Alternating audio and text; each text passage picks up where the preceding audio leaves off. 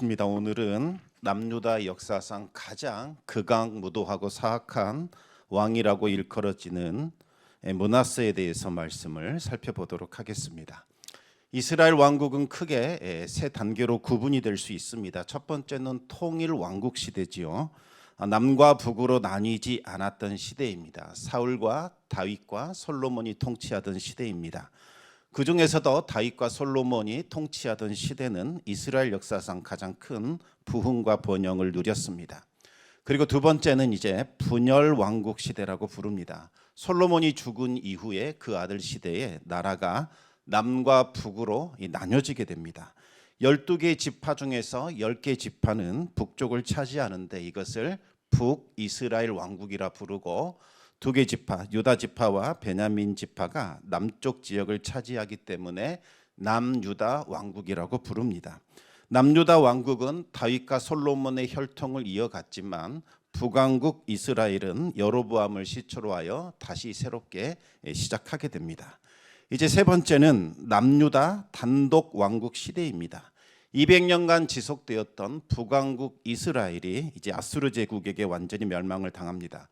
그러다 보니 이제 남쪽 부분 남왕국 유다만 남아 있게 되지요. 이때 남유다 왕국의 통치자는 히스기야라고 하는 하나님이 인정하시는 왕이었습니다. 히스기야는 다윗 이후로 하나님께 가장 큰 칭찬을 받았던 왕입니다. 히스기야는 왕이 되자마자 종교 개혁을 실시했고 백성들의 마음을 하나님께로 돌이켰습니다.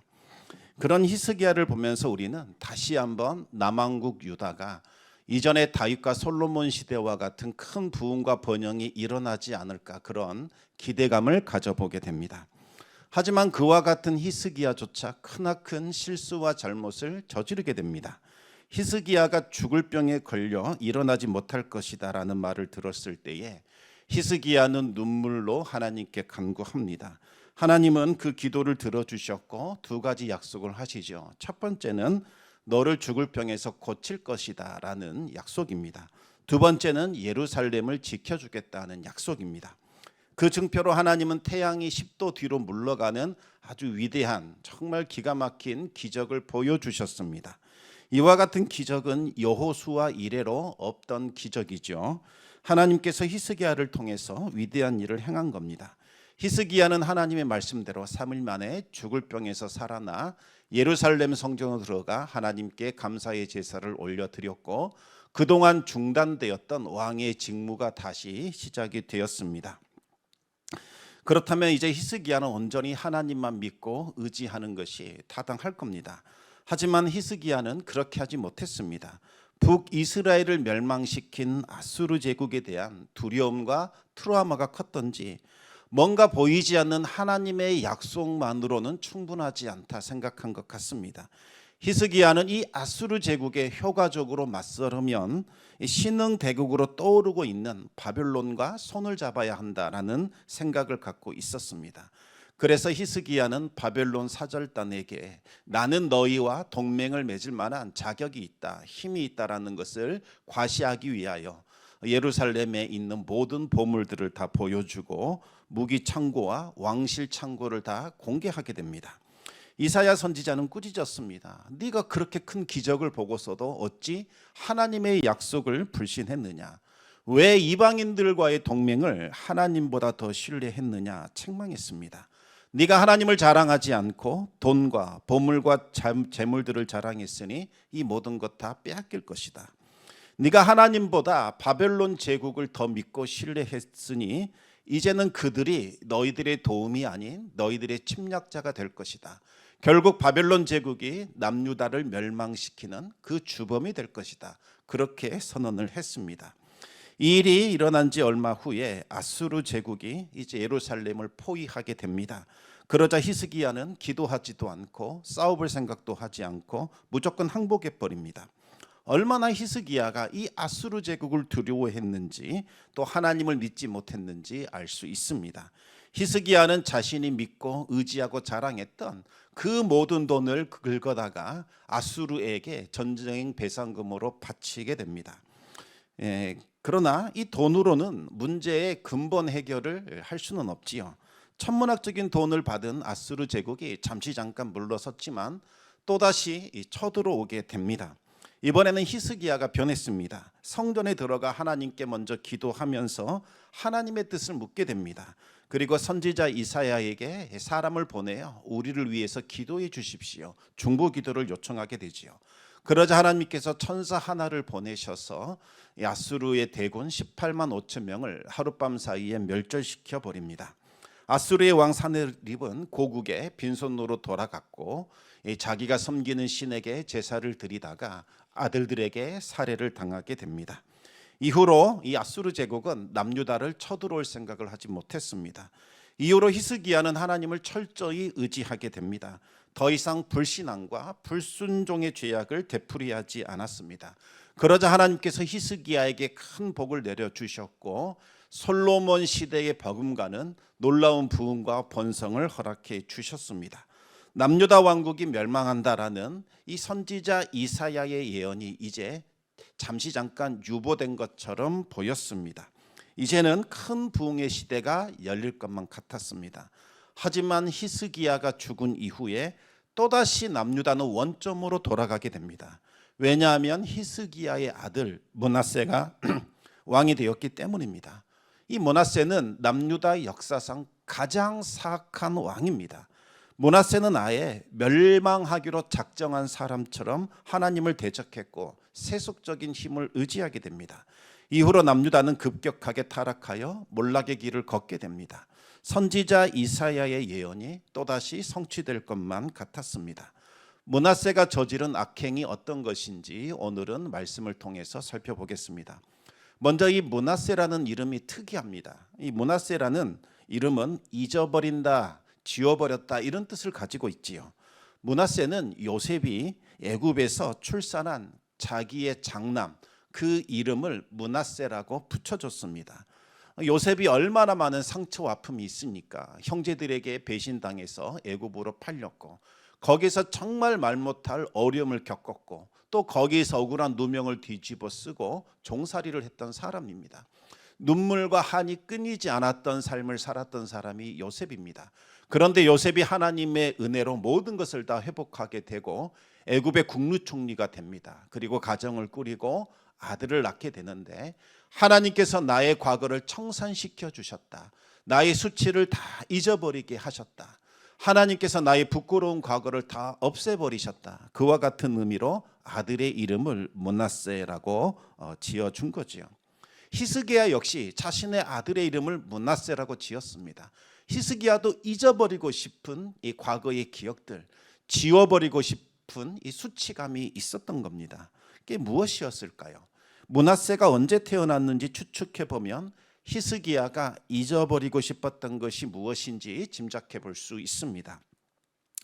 므낫세가 언제 태어났을까요? 히스기야가 죽을 병에 걸려 고침받은 지 3년이 지난 후 그때 태어났습니다. 이때 히스기야의 나이는 대략 42살 정도 되었다고 합니다. 히스기야가 죽을 병에서 고침받았을 때에는 대내적으로 또 대외적으로 아주 힘들고 어려운 시기였습니다. 당시 아수르 제국의 침입으로 북이스라엘은 이미 멸망을 당했고 이제는 남유다를 향하여 치러 올 것이 예상되었던 그와 같은 상태였습니다. 또 히스기야는 종교개혁에 한창 힘을 기울이고 있었죠. 그런데 어느 날 갑자기 죽을 병에 걸려서 침상에 누워있는 신세가 된 겁니다. 이제 종교개혁도 실패할 것이요 남유다도 멸망을 당하게 될 겁니다. 히스기야는 침상에 누워 벽을 바라보며 눈물을 흘리며 하나님께 간절히 기도를 올리게 됩니다. 하나님께서 히스기야의 기도를 들어주셨고 하나님은 히스기야가 고침받는다는 증표로 태양이 10도 뒤로 물러가는 놀라운 기적까지 보여주셨습니다. 하지만 히스기야가 죽을 병에서 고침받자 교만하게 되었습니다. 돌이킬 수 없는 수치와 부끄러운 짓을 하게 됩니다. 먼저 히스기야의 회복을 축하하기 위하여 찾아온 바벨론 사절단들에게 자신의 힘을 과시하기 위하여 왕궁의 모든 보화들을 보여주었고 각종 군사 시설들까지 다 공개해버립니다. 그리고 바벨론과 힘을 합쳐 아수르와 싸우자는 동맹을 맺게 되지요. 이사야 선지자가 꾸짖었습니다. 어찌 그럴 수 있느냐? 하나님의 약속을 너는 신뢰해야 되지 않느냐? 이방인들의 힘과 능력을 왜 의지하느냐? 꾸짖었습니다. 너는 하나님과 맺은 언약을 깨트린 것이다. 하나님을 업신여기고 멸시하는 죄악을 저질렀다. 히스기야가 자랑했던 모든 것들 다 빼앗길 것이라는 예언을 하게 됩니다. 그리고 히스기야가 의지했던 바벨론 제국이 결국 남유다를 멸망시킬 것이요 백성들과 모든 것은 다 빼앗길 것이라고 이야기를 했습니다. 히스기야는 이사야의 말을 듣고 회개했지만 조금 전에 말씀드린 대로 아수르 제국이 쳐들어왔을 때 그냥 항복해 버렸습니다. 그리고 돈으로 문제를 해결하지요. 막대한 전쟁 배상금을 주기 위하여 자신이 자랑하던 모든 보물들을 다 내주게 되었고, 그것도 부족해서 성전의 문과 기둥에 쓰여져 있던 그 금을 다 벗겨서 갖다 줘야만 했습니다. 이 금은 바로 히스기야가 종교개혁을 실시하면서 자신이 붙여놓은 바로 그 금이었습니다. 이제 왕국의 창고는 텅 비어버렸습니다. 그러나 돈은 근원적 문제 해결이 아닙니다. 잠시 물러났던 이 아수르 제국이 또다시 쳐들어오게 됩니다. 그러자 이제 히스기야는 완전히 변하게 되고 기도함으로써 놀라운 기적을 체험하게 됩니다. 이후로 히스기야는 철저히 하나님만 섬기기로 마음을 먹었습니다. 다시는 불신앙의 죄와 허물을 저지르지 않겠노라 결심하게 됩니다. 내가 아수르 왕에게 무릎 꿇어 항복하는 이 수치심, 그의 신하들에 의해서 조롱받고 모욕당하는 그와 같은 일들은 두 번 다시 없을 것이다, 이렇게 다짐했습니다. 그래서 히스기야는 자신의 신앙적 결단을 담아 아들의 이름을 므낫세, 이제 과거는 청산되었다, 두 번 다시는 기억되지 않을 것이다, 그와 같은 이름을 붙였던 거지요. 히스기야는 이 어린 므낫세를 일찍부터 왕위에 올려서 자신과 함께 공동 통치를 시작했습니다. 어린 시절부터 통치에 관한 모든 전반을 배우게 한 겁니다.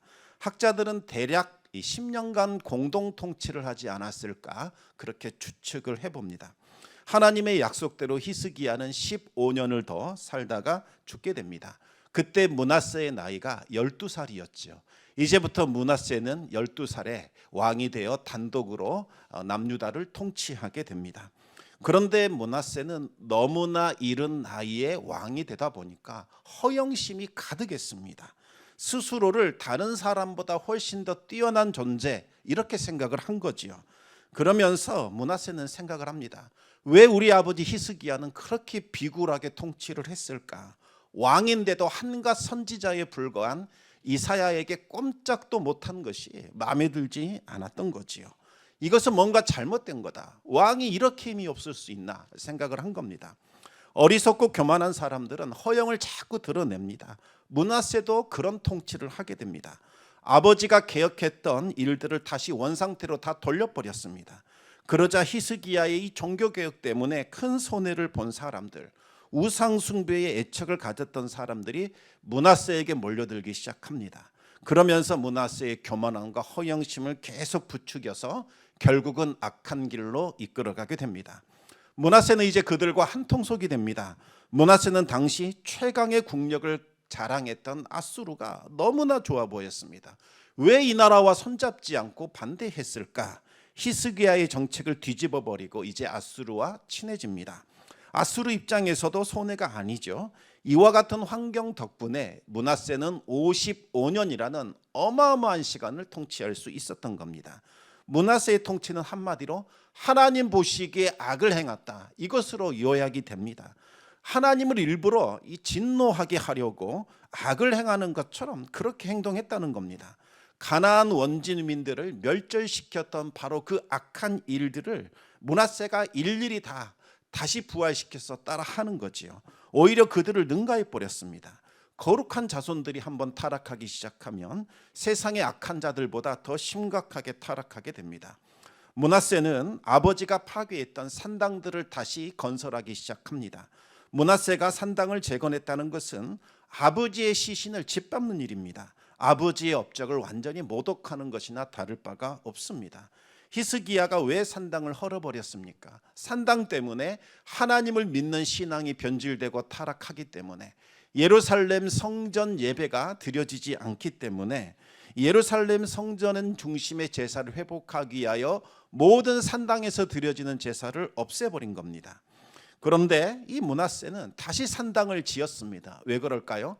예루살렘 성전을 약화시키고 우상 숭배적인 제사를 다시 일으키기 위한 것이었습니다. 산당 제거는 과거로 돌아가자가 아니라 히스기야의 종교 계획을 완전히 부정하는 일이었습니다. 두 번째로 므낫세는 바알의 제단을 쌓았고 아스다롯의 우상을 만들고 해와 달과 별들에게 이름을 붙인 후에 신으로 섬기기 시작했습니다. 그것들을 위한 제단도 세웠고 또 희생 제물도 드렸습니다. 더 심각한 것은 이 우상을 위한 제단을 산당에만 둔 것이 아니라 아예 예루살렘 성전 안에다가 제단을 만들어 버렸습니다. 오직 하나님을 위한 제단 하나만 있어야 되는데 여러 신들을 위한 제단을 예루살렘 성전 안에다가 설치를 한 겁니다. 하나님 성전 안에 여러 개의 제단이 만들어진 거지요. 여호와 하나님 한 분만을 섬기는 것이 아니라 온갖 잡신을 다 섬기는 만신전으로 만들어버린 겁니다. 그리고 성전 마당에다가는 해와 달과 별들을 위한 제단도 쌓게 됩니다. 므낫세는 하나님이 누구인가? 그냥 조상들이 이 광야에서 떠돌 때 그냥 어디 호렙이라는 곳에서 가져온 그냥 신 중에 하나에 불과하다 이렇게 생각을 한 겁니다. 애굽이나 아수르 제국이 섬기는 이 해와 달과 별들의 신들을 숭배해야 우리가 잘 살 수 있다. 오히려 하나님보다 그들이 더 높다 생각하며 그 성전 뜰에다가 여러 이 제단들을 세운 거지요. 이와 같은 행위는 이스라엘 남북을 통틀어서 가장 사악한 왕으로 평가받는 아합을 능가하는 일이었습니다. 여호와 신앙을 말살하는 것으로 아예 하나님 앞에 선전포고를 하는 것이나 다를 바가 없습니다. 세 번째로 므낫세는 인신 제사를 가져오게 됩니다. 유다 백성들은 자신의 자녀들, 아들들을 하나님께 드렸다는 표시로 할례라는 것을 시행합니다. 그런데 므낫세는 이 할례를 완전히 부정해 버리고 실제로 자녀를 불태워서 우상에게 바치는 인신 제사를 드린 겁니다. 이 몰렉이라는 아주 악한 신에게 자녀를 바쳐야 하는데 먼저 자녀 바치기 전에 불 가운데로 지나가게 합니다. 이것은 말 그대로 불을 통과하게 하는 것이 아니라 불로 태우는 것을 말하는 거지요. 이 제물을 바치기 전에 일단 불에 태워서 한번 정화시킨다는 뜻이 있습니다. 희생 제물을 태우기 위하여 거대한 화장터, 화장용 제단이라는 도벳을 세우게 됩니다. 이곳에 자녀들을 집어넣고 불에 태운 후에 제단으로 옮겨서 이제 사륙을 하게 되지요. 인신제사라는 인신제사는 이 무제한 피를 흘리는 가장 사악한 종교 중에 하나입니다. 하나님께서 가장 역겹게 보시는 인신제사를 시행했다는 것은 종교적인 타락이 얼마나 극심했는지를 보여줍니다. 네 번째로 므낫세는 더러운 영들로부터 자꾸 계시를 받기 시작합니다. 하나님은 율법을 통해서 제사장들의 우림이나 둠밈을 통해서 선지자들의 예언을 통해서 말씀하십니다. 그런데 므낫세는 하나님의 말씀을 완전히 업신여겼고 멸시했습니다. 이방인들의 흑마술과 사술을 사용했고 마술사들과 점술가들을 위대한 존재로 높이며 자꾸 그들로부터 뭔가 지시를 받는 이와 같은 일들을 저질렀습니다. 므낫세는 아예 멸망받았던 왕 사울처럼 행동하기 시작했습니다. 그런데 여기서 끝이 아닙니다.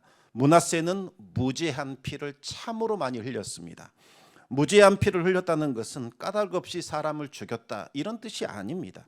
하나님 앞에 무죄한 자들은 누구를 말하는 걸까요? 바로 하나님의 의로운 종들, 신실한 하나님의 사람들을 말하는 겁니다. 이들을 가차없이 죽인 겁니다. 우상 숭배를 반대하고 바알에게 무릎 꿇지 않았던 하나님의 신실한 종들을 므낫세가 다 죽인 겁니다. 므낫세는 절대로 쓴소리를 듣지 않았습니다. 조금이라도 기분이 나쁘면 제사장도 선지자도 가차없이 다 죽였습니다. 심지어 위대한 선지자 이사야가 바로 이 므낫세에 의해서 죽임을 당하게 됩니다. 히브리서 11장 37절을 보시면 하나님의 종들을 핍박하고 죽이는 방법들이 쭉 나오게 됩니다. 그 중에 하나가 톱으로 썰어서 죽였다라는 말이 나옵니다. 바로 이 므낫세가 하나님의 이 선지자 이사야를 톱질해 가지고 아주 산산조각 냈다고 합니다. 이와 같은 전승이 유대인들의 전승에서 내려옵니다. 므낫세가 행한 죄악들은 결국 하나님의 진노를 일으켰습니다. 이전 성경 보시면 하나님의 진노를 격발했다 이렇게 번역합니다. 공동 번역을 보시면 하나님의 속을 썩였다 이렇게 나오지요. 그런데 이 단어는 단순히 하나님이 화가 나서 그들을 심판했다 이런 뜻이 아닙니다. 남유다와 므낫세가 그 죄악으로 인하여 하나님의 속이 썩어 들어갔다, 하나님의 오장육부가 다 무너져 내렸다 이런 뜻을 가지고 있습니다. 언약 백성들이 범하는 무수한 범죄로 인하여 하나님이 근심하고 애를 태우시고 슬퍼하시는 그 사랑을 보여주고 있는 거지요. 므낫세와 남유다 백성들의 악행은 정말 하나님을 고통스럽게 만들었습니다. 하나님이 자기 백성들에 대해 애절한 마음을 갖고 있고 그들이 범하는 죄악 때문에 하나님께서 상처받고 고통당한다는 사실을 알려주는 겁니다. 하나님과 아무런 관계없는 이방인들이 하나님을 대적하고 죄악을 범할 때에는 이런 표현 사용하지 않습니다. 바로에게 말씀하신 것처럼 그냥 그들의 마음을 완악하도록 방치해 버리십니다. 그래서 죄악을 따라 살다가 결국에는 파멸에 이르게 하십니다. 아니면은 하나님은 그들을 비웃으시며 진노와 응징을 내리셔서 철저히 파멸에 던지십니다.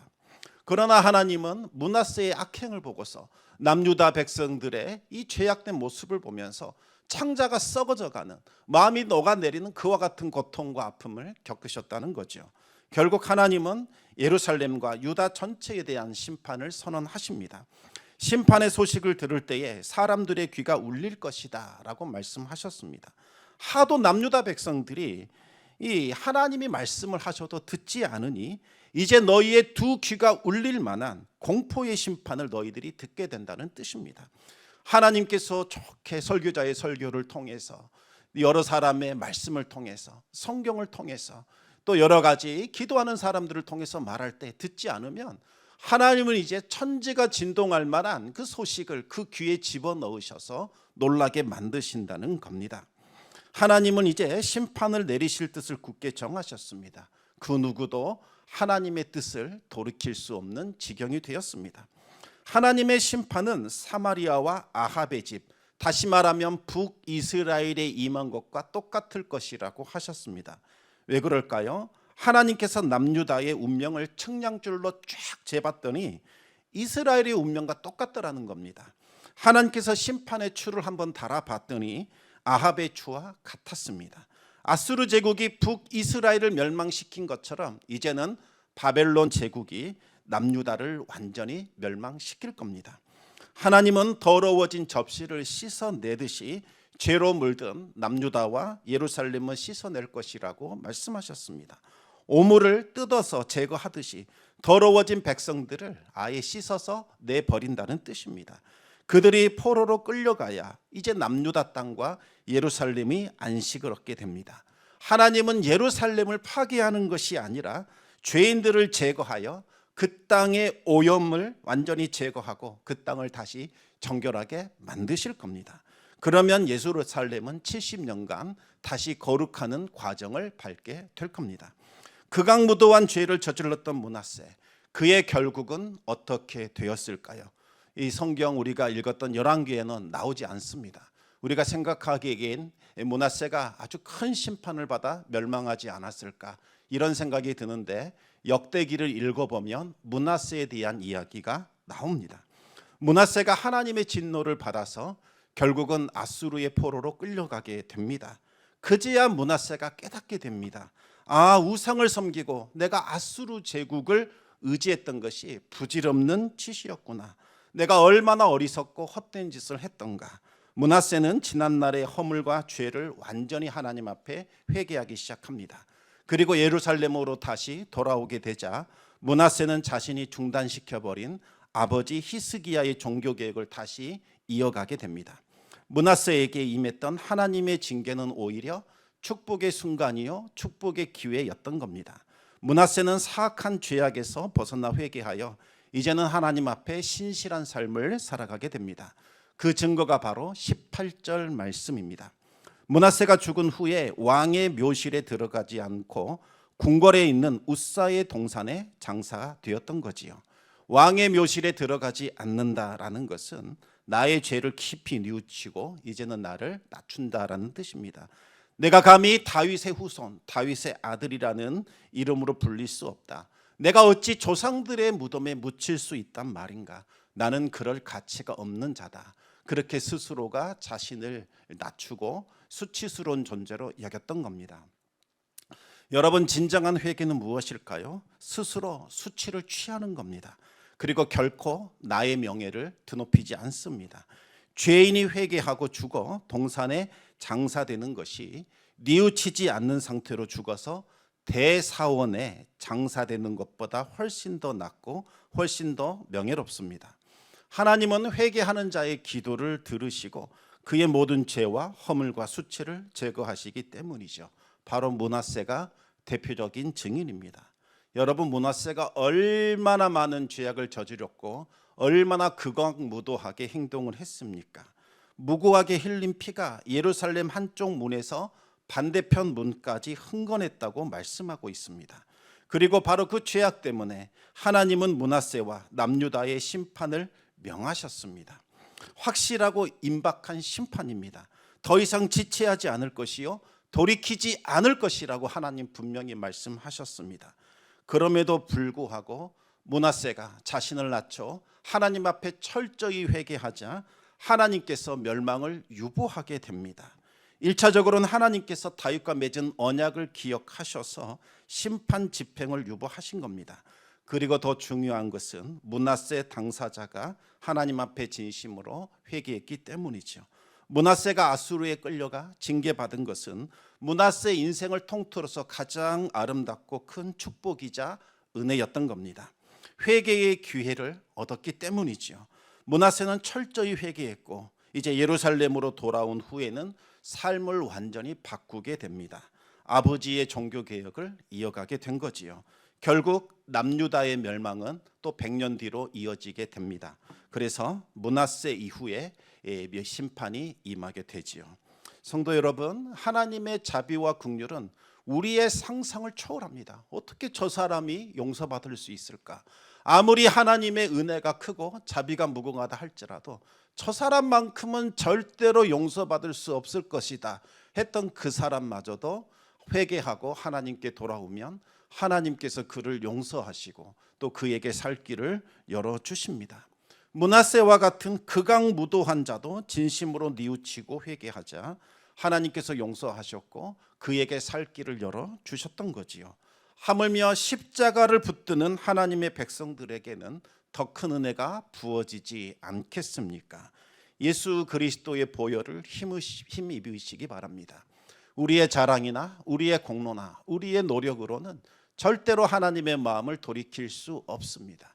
하나님 앞에 철저히 낮아지고 회개하는 것, 지난날의 모든 잘못을 하나님 앞에 내어놓고 이제는 새로운 삶을 달겠노라 결단하고 예수 그리스도의 십자가를 붙들고 나아갈 때에 우리 안에 새로운 인생이 펼쳐지고 하나님의 자비와 하나님의 은혜가 덧입혀질 겁니다.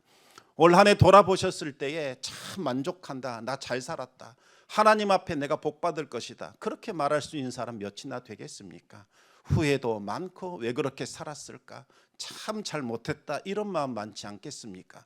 그러나 우리가 하나님 앞에 회개하고 우리의 잘못을 인정하면 하나님은 지나간 모든 것을 기억하지 않으시고 우리를 위하여 새로운 일들을 행하십니다. 올 한 해 잘 마무리하시고 하나님의 은혜의 십자가를 다시 붙드시기 바랍니다.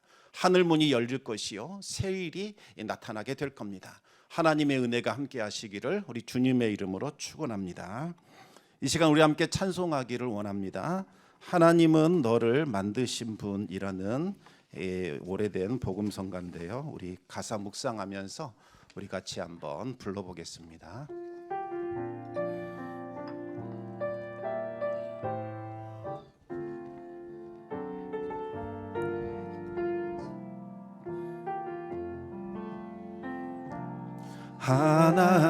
하나님은 너를 만드신 분, 너를 가장 많이 알고 계시며 하나님은 너를 만드신 분, 너를 가장 깊이 이해하신단다. 하나님은 너를 지키시는 분, 너를 절대 포기하지 않으며, 하나님은 너를 지키시는 분, 너를 쉬지 않고 지켜보신단다. 그의 생각 셀 수 없고 그의 자비 무궁하며, 그의 성실 날마다 새롭고 그의 사랑 끝이 없단다. 조금만 느리게 한번 불러보겠습니다. 하나님은 너를 만드신 분, 너를 가장 많이 알고 계시며, 하나님은 너를 만드신 분, 너를 가장 깊이 이해하신단다. 하나님은 너를 지키시는 분, 너를 절대 포기하지 않으며, 하나님은 너를 지키시는 분, 너를 쉬지 않고 지켜보신단다. 그의 생각 셀 수 없고 그의 자비 무궁하며, 그의 성실 날마다 새롭고 그의 사랑 끝이 없단다. 하나님은 원하시는 분, 하나님은 너를 원하시는 분, 이 세상 그 무엇 그 누구보다 하나님은 너를 원하시는 분, 너와 같이 있고 싶어 하신단다. 하나님은 너를 인도하는 분, 광야에서도 폭풍 중에도 하나님은 너를 인도하는 분, 푸른 초장으로 인도하신단다. 그의 생각 셀 수 없고 그의 자비 무궁하며, 그의 생실 날마다 새롭고 그의 사랑 끝이 없단다. 아멘. 우리 말씀 기억하면서 우리 하나님께 기도했으면 좋겠습니다. 하나님, 의심하지 않기를 바랍니다. 왜 자꾸 속습니까? 악한 영들이 여러분을 향하여 하나님 너 사랑 안 해, 관심 없어, 네가 해왔던 일들을 봐봐, 어찌 하나님이 널 사랑할 수 있겠냐, 너가 기도해도 하나님 안 들으실 거야, 자꾸 그렇게 속삭이는데 왜 하나님 말씀 듣지 않으시고 그와 같은 속삭임에 여러분의 마음을 내어주십니까? 하나님은 우리를 만드셨습니다. 누구보다 가장 잘 아십니다. 하나님은 우리를 가장 잘 이해하십니다. 하나님은 절대로 우리를 포기하지 않으십니다. 십자가에 달린 독생자, 그의 아들 예수 그리스도를 내어주고 우리를 취하신 분이 바로 우리가 믿는 하나님입니다. 하나님은 눈동자와 같은 눈으로 우리를 날마다 지키시고 돌보시고 붙잡아 주십니다. 우리를 향한 생각이 너무나 많아서 셀 수 없습니다. 어떻게 해야 우리 인생에게 풍성한 삶을 주실까? 어떻게 해야 복된 인생으로 이끌고 가실까? 하나님은 날마다 우리를 생각하며 그와 같은 묵상을 하십니다. 하나님의 자비는 무궁하십니다. 우리를 향한 성실하심은 끝이 없으십니다. 그 하나님 의심했던 것, 그 하나님과 동행하지 않았던 우리의 삶들, 이 시간 우리 같이 회개했으면 좋겠습니다. 하나님, 이 시간 우리가 하나님을 의심했던 것, 하나님께 기도하지 않았던 것, 하나님을 불신했던 모든 것들을 내려놓습니다. 하나님 용서하여 주시고 이제 하나님 안에서 다시 시작할 수 있도록 은혜 베풀어 주시옵소서. 우리 같이 기도하시겠습니다.